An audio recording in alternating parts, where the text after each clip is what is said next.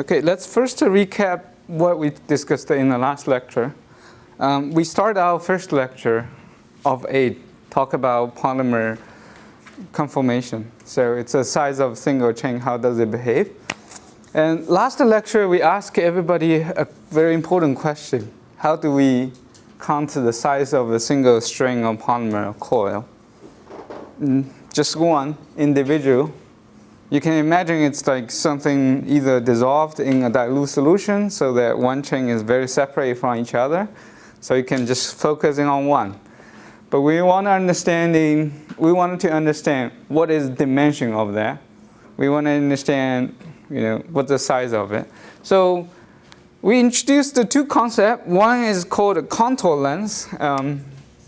Typically, LC is a contour length. So contour length defined as the size of the overall molecular when it's fully extended. So if you have a freely joined chain, when you stretch it, it should be perfectly linear chain. So it's going to be as long as how many bonds along it, you can count how long the polymer is. So LC would be equals to number of bonds along the backbone times of each bond length L.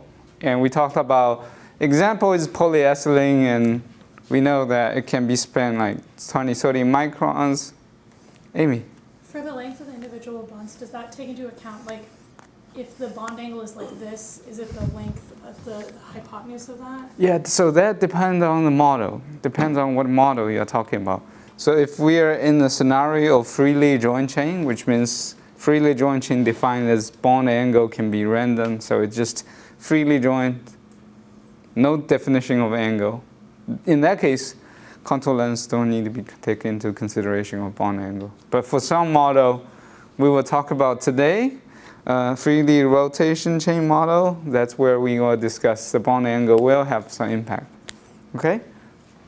And we know this is the maximum length a polymer chain can adopt. And then we later on talked about the other way to discuss how to get the chain, that is end-to-end distance. So this is the other term, end-to-end distance. So if we have polymer chain, now it will be coil. We want to measure what's the distance from one end to the other. And typically it is written with REE, 2E stand for end-to-end. So this will be N root square. Probably that's easy for everybody to understand. Where is my eraser? Right here. So it will be N root square times L. Okay. So REE times L. That's basically what we talked about. And we also introduced a little bit concept about vector and scalar.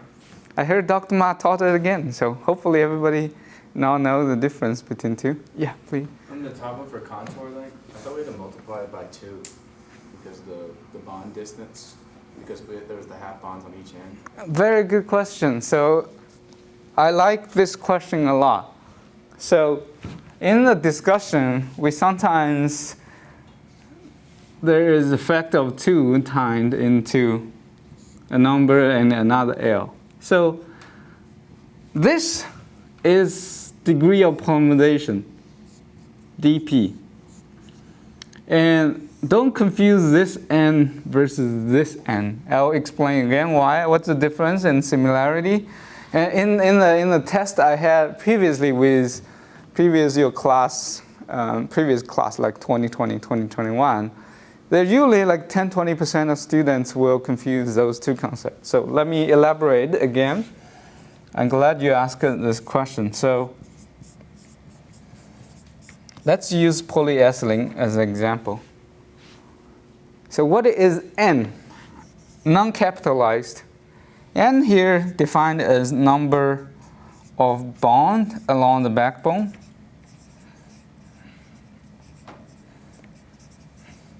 Okay. And how about capital N? Defined as degree of polymerization.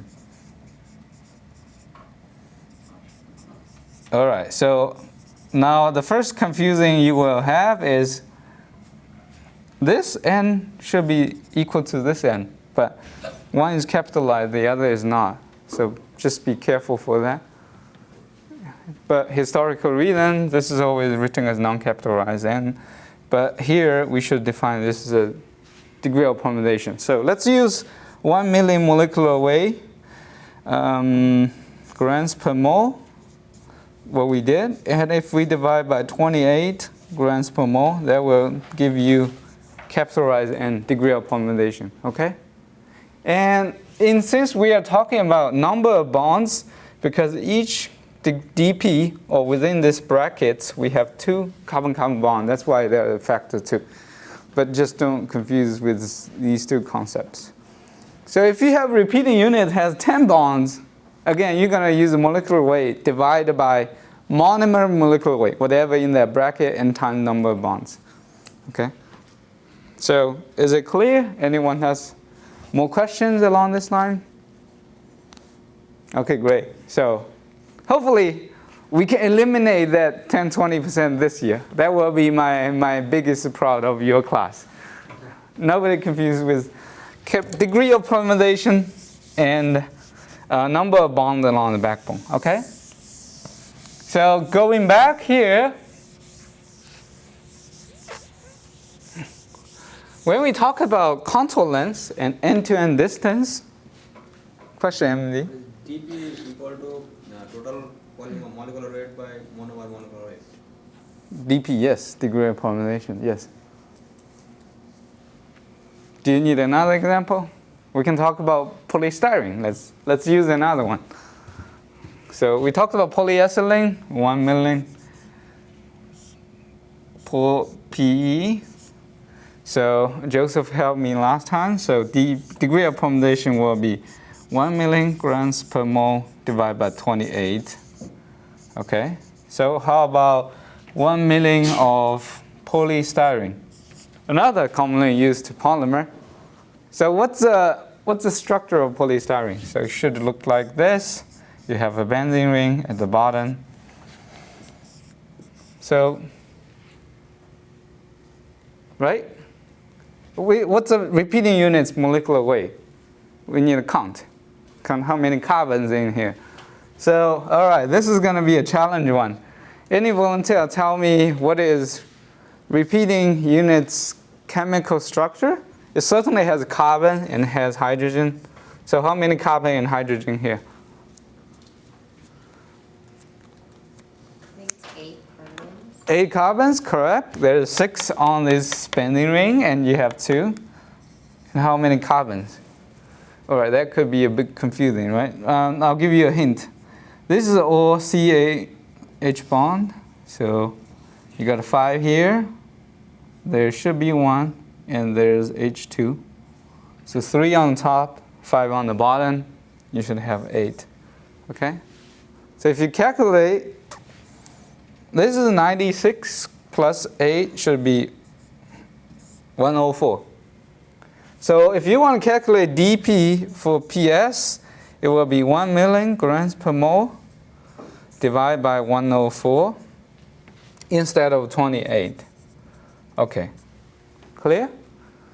So even they are the same heaviness, but because a lot of weight is on a pendant group, your number of backbone carbon-carbon bond is less in this case. So N is dP. N is Capital twice. N is dP. Yeah, capital N is dP. So number of bond, remember we said this is a repeating unit. There's total of this 1 million divided by 104. So this should be around 1,000 because I omitted the slight difference between 100 and 104. So you can see there should be 2,000 carbon-carbon bonds because each repeating unit has 2. So N would be equal to roughly 2,000. Okay, right? So now come back to here. IE. So I want everybody to do something interesting. So many of you should have learned algebra. So if we treat this as let's see, this L is constant. We know that LC is constant is 1.54 angstrom times N. So how does LC depends on N? So let's plot LC, N. LC would be the y-axis. How this would behave like. Well, I told you guys this is a constant. Constant times N will be a linear line, right? So this will be linear. The number of bonds goes up. Your length of the polymer fully stretched will go up linearly. So how about we put a REE next to it? Oh, this is really dark. So REE depends on, it should be a function of, again, it will be the same constant, but times a root square of N. Okay. What the shape would look like, Amy? You're very good at drawing, I remember last time. Yes. No, that should be square, right? Square will exponential. So let's put some number. Let's say both of them will be 100. So in this case, you would have 100 times 1.54 will be 154 angstrom. If n equals 100, so in this case, if n equals 100, RE would be, what is 100 root square? 10. So it will be 1.54 times 10, it will be 50.4. So it will be smaller, okay? So you would expect, initially they would almost a lot, not a lot distance, but when n goes up, they're going to be more and more gap. And you can look up the computer what does function look like, y equals to x root square. It will be what they look like. My drawing is not perfect. Let me try to make them straight a little bit more. So straight. Then this would go up, but not at as fast as the rate. Okay? All right. So we know a very important conclusion from very simple free joint chain is when the molecular weight doubles, your end-to-end distance double. But when you want to, sorry, I said it wrong.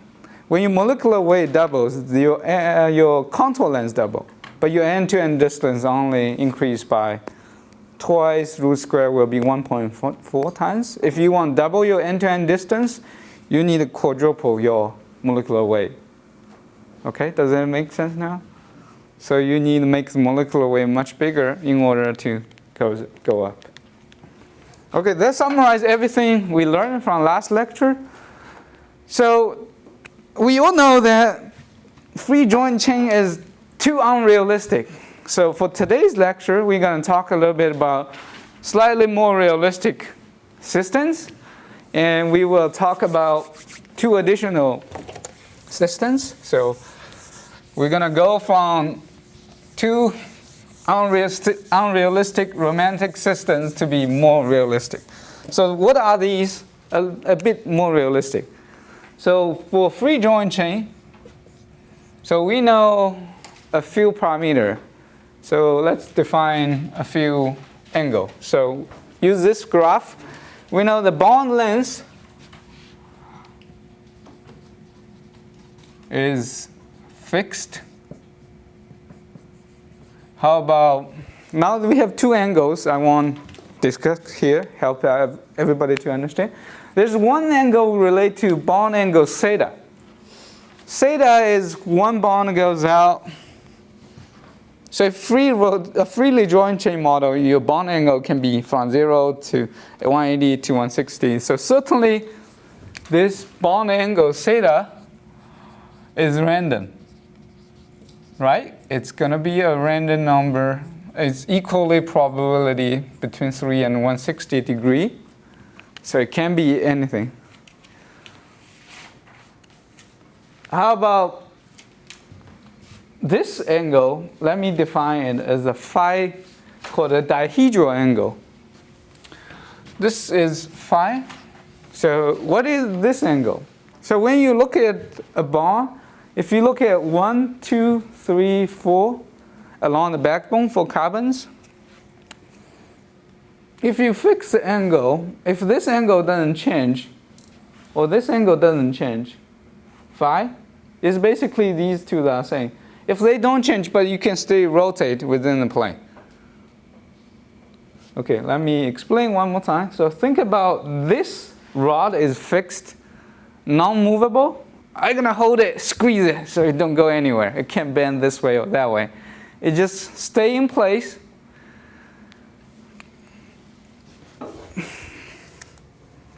Now I have, this angle is fixed, okay? It will not change, but I can still rotate it around it. So the angle fixed, but I can rotate the top part. So this shows the rotation motion of the top bead can form a circle, right? Look at me. If I have a fixed bond angle, I can still rotate it, no problem. So this create two models. That's what we're going to talk about today.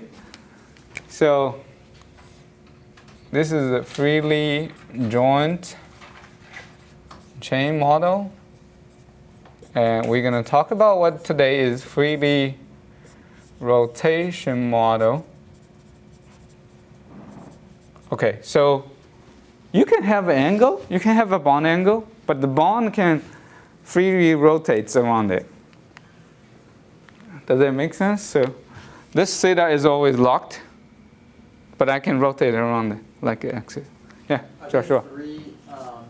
There's three variables for angles for the three dimensions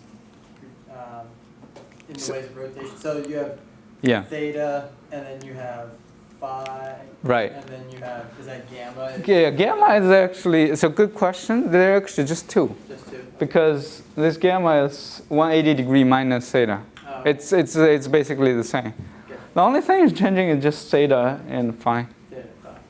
So that's what we talk about. This angle, so freely joined chain, it also have a random phi. Randomly, so it can be anything. But in reality, we don't. We will get closer into the real system.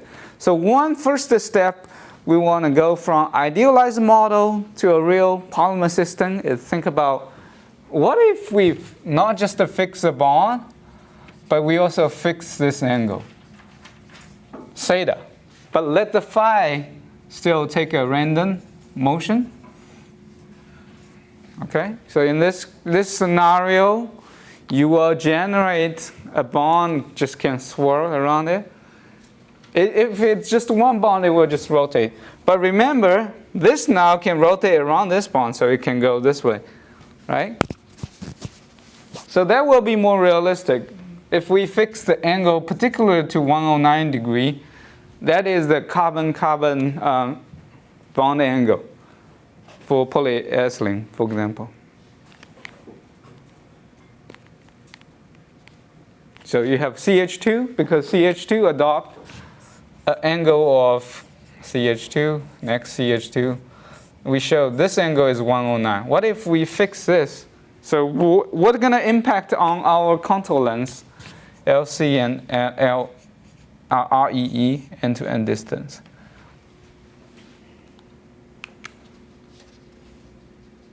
So fixing angle will have some influence, right? We know the bond is fixed, but now your angle is fixed. What the influence is, now you cannot fully pull it straight. You're going to have an angle. So we talked about at the beginning, the contour length will shrink slightly, depend on the theta angle.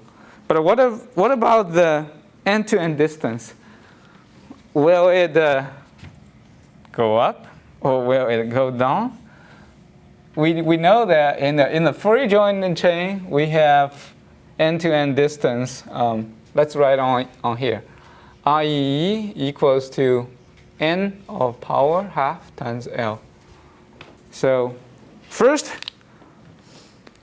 I'll give you a hint. It will not be too complicated, but the question is, will it end-to-end distance be expanded or get it shrinked if we fix the bond? Now, can you picture a freely movable chain versus a chain need to have a lockable angle? I feel like it's gonna, gut feeling, it's gonna expand. Expand. Oh, I see a few heads nodding. So what is the possibility of shrinking? Is it possible?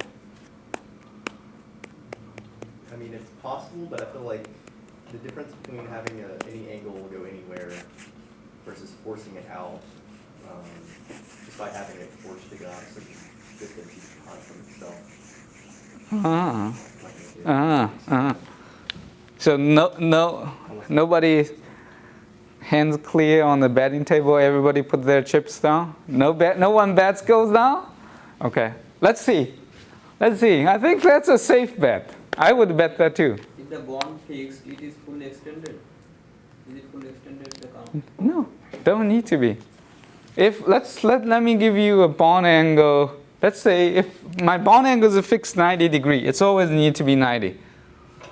But I can go 90 this way, 90 that way, 90 this way. Next one I can go back. I don't need to go that way, right? Only confinement is just that this angle is 90. So I can walk around, or I can, depends on what scenario. Because each direction you choose up and down is random, right? So let's see. What would be the conclusion? So it actually depends on what the angle you're fixing. Depends on what theta angle is. It could increase or decrease. Of course, if you fix the angle to be 180, there will be always a rod. So it don't have a choice. It will just keep going straight. In that case, you will increase. But if you think about 90-degree case, it actually will not be too far away from freely rotation chain. And we will go through that. So that would be one conclusion we're going to make today. I'll teach you guys what is end-to-end distance in a little bit more realistic model. And then we're going to teach one more realistic system. Is even that your bond can be rotating freely is not true in real polymer. Let me use polyethylene as one example. I'll explain why it's not the case. So if we have CH, let's just pick the middle part. So then we have CH2, CH2. All right, let's look at these segments. There's another bulky chain going on. It's just the middle one, right? So now I want you to think this carbon and this carbon. We call it carbon 1 and carbon 2. Each carbon has what? 4 bonds coming out of it. So this carbon has 4. One goes to the C, H2. The other is connected to CH and CH, okay? Let me write this value down and let me do it again. CH2. So it turns out when it's rotating, it's not like every angle it rotates is equally possible. How come? So let's put this C at the center. Now I'm going to pretend I'm this guy.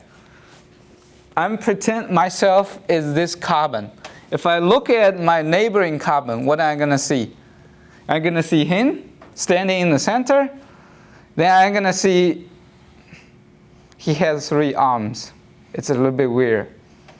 He has 3 arms, 2 arms, 1 leg. Okay, pretend this is 3rd arm. If I look at that carbon, it's 2 hydrogen, and what's in my leg? CH2, right? Right, because if I imagine you are this guy, you look at him, you would have 1 carbon, 1 hydrogen, and carbon. So let's draw it like this way. H, CH, 2, and this will go on. This is carbon 1. Let's denote it C1. So what if this guy look back at me? Same, right? So this carbon shares the same structure as 2 hydrogen there, and there is CH2. So let me draw it this way. So this, imagine the bond goes out of this drawing board. I can draw another C here. Then I have again CH2 and HH. Now this, when it's rotate, the phi angle is just not equal probability. There's some angle, the bulkiness of these CH2 will influence. They just don't like to be rotated at a same room because they occupy some space and they have some steering hindrance effect. So they will influence it. The most happy for them to be would be, I want a pack for the top one, CH2, HH. The other one would do exactly 90 degrees. I want to put my most bulky one, CH2, then put my hydrogen here. Okay, so I can rotate. So along the carbon-carbon bond, I would prefer my two most bulky ones to be facing each other. So this is one of the conformation we call it cis versus the trans. So this is trans because they're in the opposite direction. This is in the cis. So there's a way you can rotate. If there's no such bulkiness, then your angle would be random. It doesn't matter if it's CH3 versus CH3, then you are symmetrical because each carbon connects 3 hydrogens, but in the polymer real chain, it's not. So your bond will have some influence, depends on where it rotates. That's all you need to know. So it turns out the best way to describe, or most realistic, is called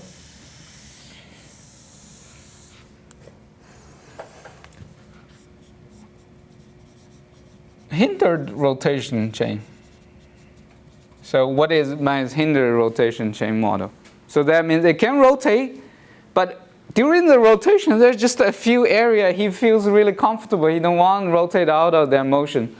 So the probability, if I draw this one, if I draw a theta angle, like I showed there, or phi angle, sorry, I should say phi, it will be most probable if it's rotated at 180 degree, right? So it's most probable at 180. This highest is the probability, so let's call it a probability. So this should be 180, 360, and 0. And we know 360 and 0 would be much lower chance because it just don't want to be there. Is your x angle, or your x-axis phi? Yeah, this would be the phi angle. The top one would be the probability. So this would be the phi angle. And this would represent 180. And this would represent 360. And since it's actually not a linear decay, because there's a few rotation, it's also prefer, we call it Gauss mode. GAUCH. So this happens if you have CH3 and has a CH3 just sitting next to it, not in the opposite direction, but it's also better than directly overlapping. Okay, so you would end up, the probability is also higher right at 60 degree. So this would be 240 and 120. Okay, you would have small bump, then goes down. Can you repeat what angle the x-axis represents? Just the angle between the CH3 to another CH3, that's called this phi. So for example, this would be the phi equals to 180. And this would be phi, I erased the top part, so let me draw it back, CH3 and CH3. So in this case, phi would be equals to 0, because that's where the CH2, CH3, CH3 bond. Okay, not too complicated, huh?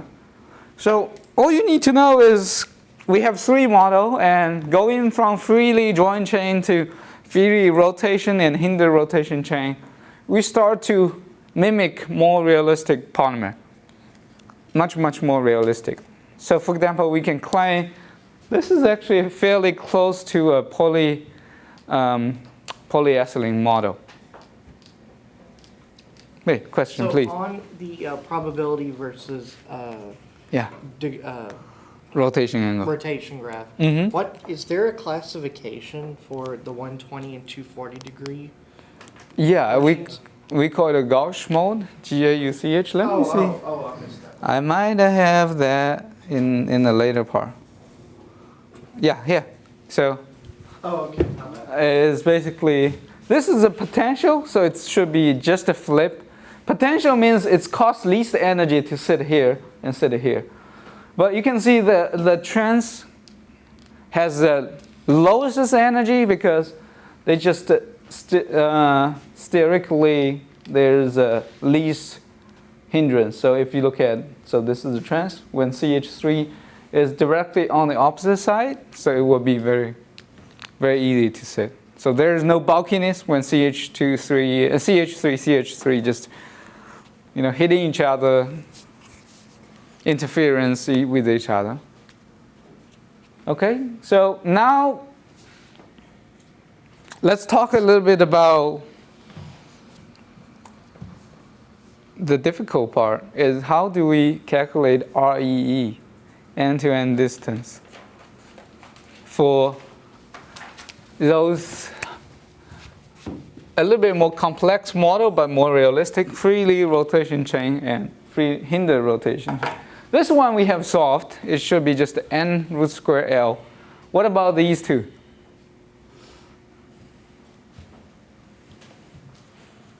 Yeah, it's a bit hard, right? So if you have an angle, and how do you solve this angle? So it involves quite some math, so I will provide a separate optional lecture if you're interested to know the nitty-gritty details about how we deduce that. Amy, yeah? Eclipsed is, you were saying cis and trans earlier, so eclipsed Yeah. is cis? Yes. No. Eclipse just means it's a little bit offset. So this should be trans. This should be the cis right here. It's that bottom middle one, is cis.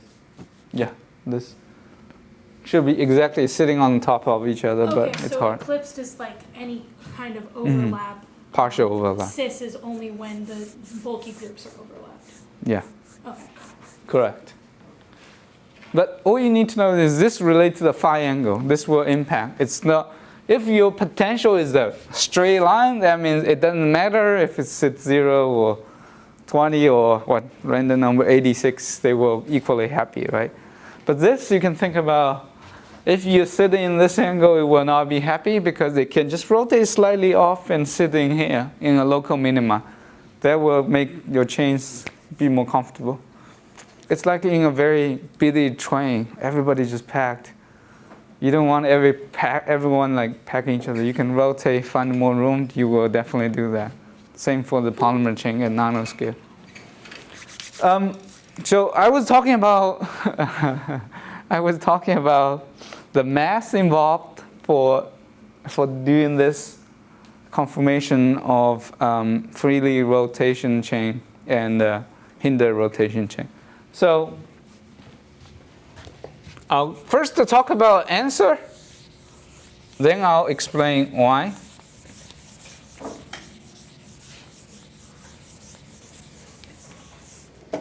Let's use a lecture note a little bit. Okay, so should be here. So last time we talked about in freely rotation chain.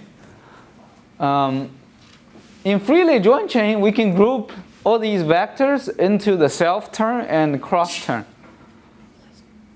Right? We did that. We would draw a matrix. Everybody remember? If it's self dot product, we basically group them together. So Ri dot I is self dot product. So this is basically the self dot product. And that's where we know this is equals to n times the end-to-end distance. And we said for those, we call it cross term for freely joined chain. Freely joined. Freely joined. The important thing I will say 3 times. Freely joined chain, this will average out and become 0. So it doesn't matter. But if it's free rotation chain, bond angle is no longer can be equaled out to be 0, right?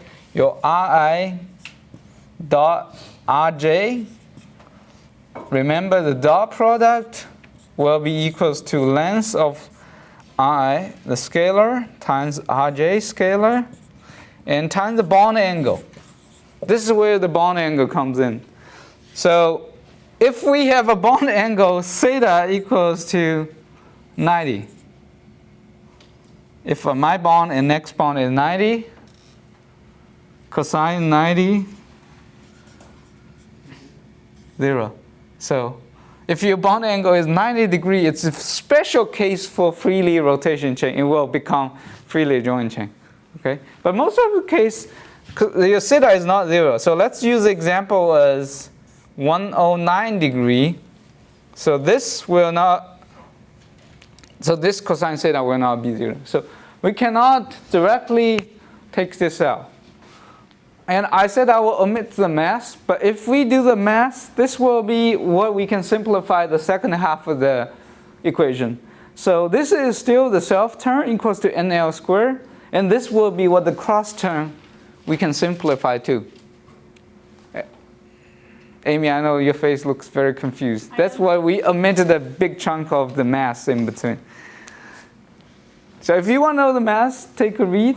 But for now, all you need to know, this is the part what the cross term correspond to. And use 1 minute to summarize, Joseph, really quick. Using 1 minute to summarize, what the mass happened is, the mass we were basically to omit higher order term. So the bond angle only matters with the bond to next and a few more. So when we do a Taylor expansion, we can omit all these complicated mass. So yeah, please, question. So you have cosine gamma in the bottom. So would that just be the same thing as cosine theta? No, this is actually the gamma. That's what actually we the gamma, which right. is 180 minus theta. Right. Because imagine that in the 109 degree, if we cosine 109, it will be a minus value. Right, you're right. So this is what we have. This. Got it. So if we now, and that's another confusing part because different textbooks using different theta and phi. All you need to know is, in this lecture, we will stick with nomenclature. So now if you add these two together, you actually will come to the conclusion the freely rotation chain will be equally end-to-end distance equals to free end-to-end distance square, okay, equals to NL square. This is really familiar. This is exactly what freely joined chain is. And times 1 plus cosine gamma and 1 minus cosine gamma. So where the angle comes in play is this term. If we know the angle, we can plug in. If the angle is, let's say, we can't use 90. Let's use 60. So 1 plus cosine 60 would be, this will be 1/2. Okay, so 1 plus 1/2, 1 minus 1/2. So the end-to-end distance will equal to 3 times NL squared. And in the next slides, I'll show you what that means. So this is gamma. That's a question from Joseph. Don't confuse with the theta. And this would be the end-to-end distance for the freely rotation chain. So end-to-end distance equals to square equals to NL squared times 1 plus cosine gamma, 1 minus cosine gamma. So this angle now important. If my bond angle theta is more than 90 degrees, if it's like CH4, like polyethylene, your chain will expand. But if the angle is fixed but is going negative direction, your chain will getting compact. So I asked to put the bet so you can have equal chance. So there's, depending on the angle, your freely rotation chain could make it bigger than freely joined chain. If this bond is more than 90, okay? If the bond is fixed, going backwards, you will get compact. So how much compact? I already did a good job for you guys. So this plot bond angle theta. Okay, this is theta.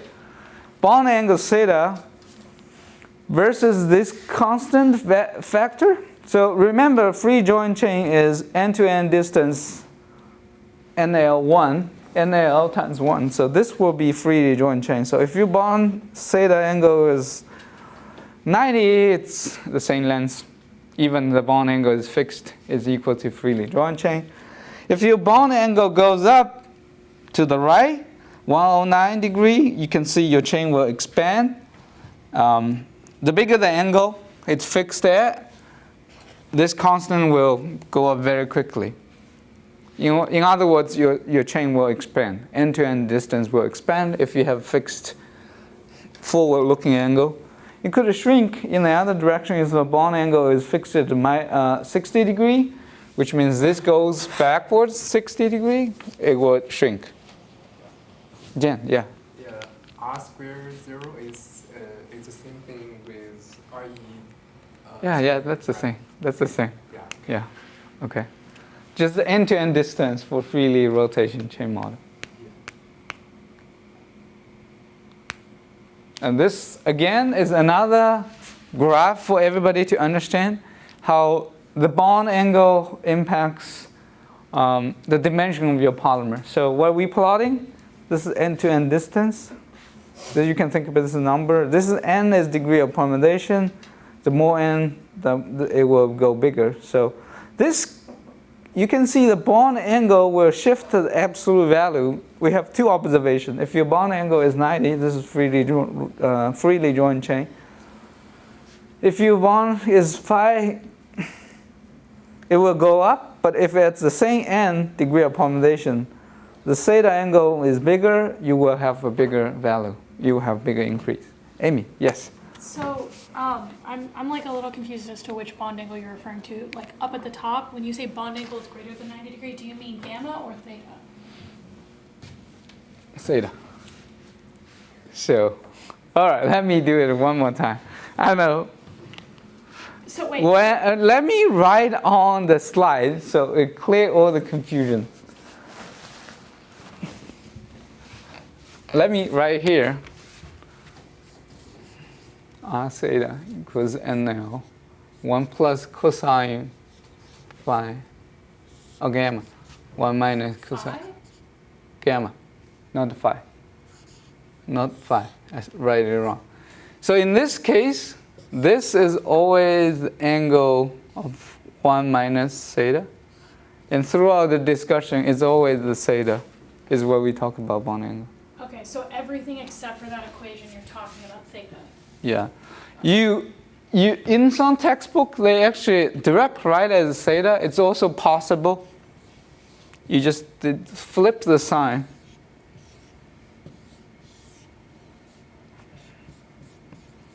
Because cosine phi, cosine theta is equals to minus cosine gamma. So if you flip this, you can see, I actually did it here. So this is now become 1 minus cosine theta. So that's why sometimes it's used interchangeably. Okay. But just to think about physically, don't too worry about these numbers. Just think about the bond angle. If it's bigger than 90 degree, your polymer coil would expand. That would be a more easy way to remember the conclusion in the science. Okay? All right, I probably should stop here and leave some interesting questions for hinder rotation model. Hinder rotation model. The last one. So now we fix the angle. We know that for polyethylene, it will expand, right? Now what if we fix the rotation and rotation potential angles, phi? Will it increase or decrease? We will discuss the next week. I think there's plenty since we talked about today. Okay? So to summarize, in today's lecture, we basically taught one and only thing is we go from super unrealistic free jointly chain and discussed what if we fix the bond angle and introduce a freely rotation chain model. And the answer to that is the freely rotation chain model will expand your polymer coil for polyethylene because this bond angle is 109 instead of 90. So your chain will be expanded slightly. So REE, end-to-end distance, will equal to NL squared times a constant. And this constant, in the next lecture, we will actually, because this is quite mouthful, every time I need to read this. So in the next lecture, we will introduce this just to be a very simple term. We wrote as C infinity, NL squared. So C infinity is interchangeable. So you can think about, we can just simply define as a parameter. And I like to give it a random name. It's not in the textbook, but easy to imagine this could be just called expansion factor. Because you're expanding the polymer compared to regular end-to-end distance for free joint chain. C infinity, if it's bigger, that means your chain end-to-end distance just expanded. The technical term, it is called characteristic ratio. Okay, so if you read the textbook, you will learn end-to-end distance will be equals to C infinity NL squared if it's non-freely joined chain model. Question, Amy? What does the 0 in the subscript of the equation mean? Where is 0? R Oh, squared. that was asked there. It should be IE. Oh. It's interchangeably we used. Okay, any questions? Additional one? If not, I'll tell you my plan for the next week. So, oh, Joseph, yes, please. So, I know in the freely joined chain, you assume that, or you don't make the assumption, you don't constrain the chain so that it can't go back onto itself. Yes. Do you make that constraint for any of the other models, or you just assume that that's It's the same. It's the same. improbable? So I will talk about that at the very last lecture of this month. Okay. So Joseph raised a point, let me emphasize. So in all of these free joint chain, we didn't say the chain cannot fold back to itself. So you imagine in the free rotation, we only say that the bond angle is defined, right? Or bond length is defined. So it can go around and it potentially could fold back on itself and pass it. And the reason we want to start with this unrealistic model is most simple. So at the very end of this lecture, we will talk about everything we talk about is ideal chain. Ideal chain is it don't care others thinking and just do its own thing. Realistic chain will not be able to fold back in itself. Realistic chain, a great example of realistic chain is if I dissolve polyethylene in a dilute solution, that will be a real chain. So we will learn at the very last lecture of this month how does end-to-end distance depends on n and number of bonds and bond lengths, etc. But everything we talked about is the ideal chain. It can fold back. I have one more question. The kind of like angled bracket on the cosine gamma. Oh, what that is means average. Oh, okay. Average. So because in this case we fix this bond angle, it will not mean anything. If bond angle is 60, it's just 60. But for it just to put there to give you a general idea, if you have different type of bonds, not just the CH2, if you have, let's say, ester bond, then you have several bonds along the backbone. How do we count the end-to-end distance? You need to average multiple bonds along the back. But we start with simple, so that's what we do. Did I already say what we're gonna do next class? Okay, I forgot.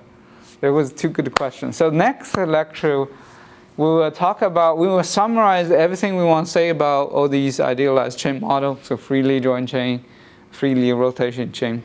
And in the next lecture, I'll try to talk about the concept of rigidity.